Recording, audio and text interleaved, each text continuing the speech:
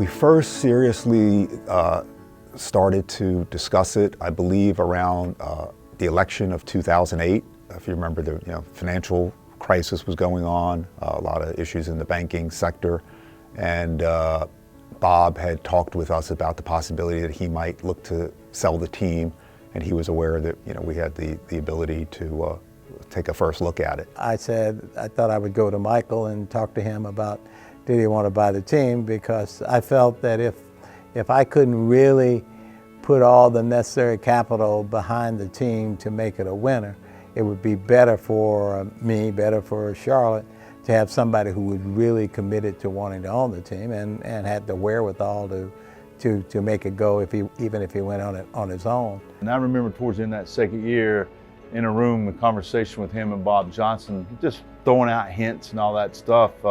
It was going on. And I knew at that time, eventually Michael's going to get this team or a team in the league, which he really wanted. And our relationship, I would always challenge him, nah, I don't know if you can do that. And he's always, all right, watch me, I'll prove you wrong. But I knew it was just a matter of time he was going to own this team or a team within the NBA, just hearing that conversation. Why don't we sit down and talk about you buying the team? It would help me at that time. It would help give you what you've always dreamed of.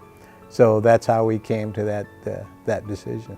To have one of the greatest players in our history to be an owner in Charlotte, his home state really, that was almost a dream come true. I think we were all excited that Michael would buy the team. Michael Jordan's hometown hero. He's from Wilmington, played for Carolina, won the national championship. So we were really pleased that Michael was buying the team. It was great.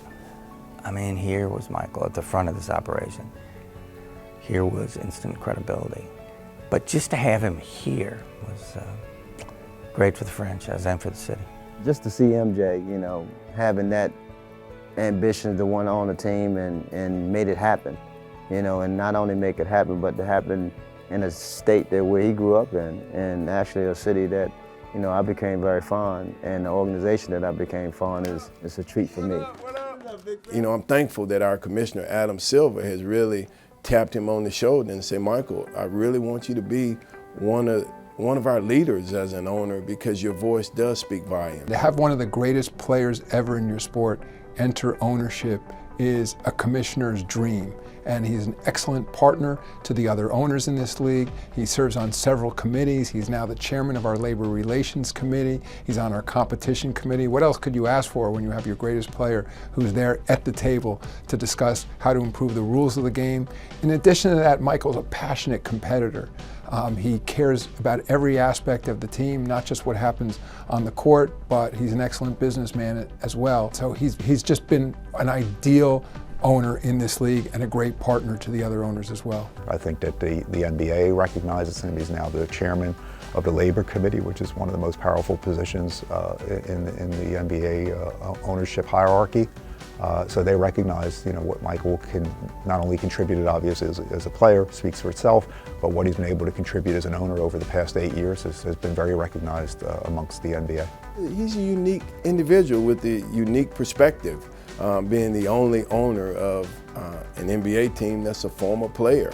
And so when he speaks at our Board of Governors meetings, or certainly when he spoke in those labor relations meetings with players, everyone had to listen, because there was no one else that had been in both sets of shoes that had the perspective that he had. It takes a lot, obviously financially and mentally, and to get the right people in place to run a team. It's a huge business, huge commitment, but he was a player. That's how he approached his career. So I knew that if he owned the franchise, that's how he'd approach it. And I think Michael obviously paved the way as a player, and now he's paving the way as a businessman and as an NBA owner. And as a kid who looked up to Michael and obviously idoled him as a player, and could never obviously do the things he could do on the court, but I love watching it. It's really, I think, inspiring to see that a former player can own a team now and be the boss. Michael's opportunity, the timing was great, and it might be something that's unique for a long time. And one of the things that Michael vowed to do when he bought our team was, number one, get reconnected to the community. And that meant really start to earn our way back in the community, to be a part of the fabric of the city, and to be out front as our owner and make not just a verbal commitment, but also a financial commitment and a personal commitment that he was going to be involved and out in our community and helping do great things. I have seen Michael become the prototypical good owner. He has learned and come to understand the notion that there is a bit of community trust in the team. It is a community asset. So it's not only just come in to make money, you come in to serve the community. And under his leadership and guidance, the Hornets have become a stand-up contributor to the Charlotte and the greater Charlotte community.